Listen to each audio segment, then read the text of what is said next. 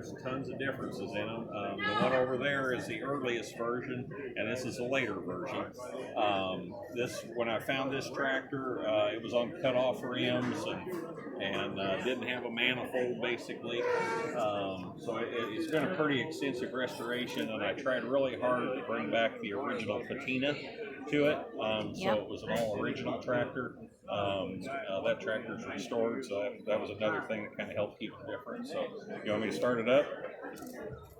Well, wait, are you going to restore this? Is that your plans? No, I'm or gonna leave it just you're going to exactly leave like it this. just like Yep. original? Yep, original paint. Okay, let's see if it starts. All right. How do you start it? We'll see if it starts. So I turn the magneto switch on. Okay. Okay.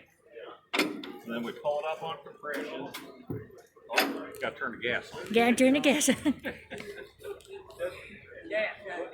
Go through the old mental checklist.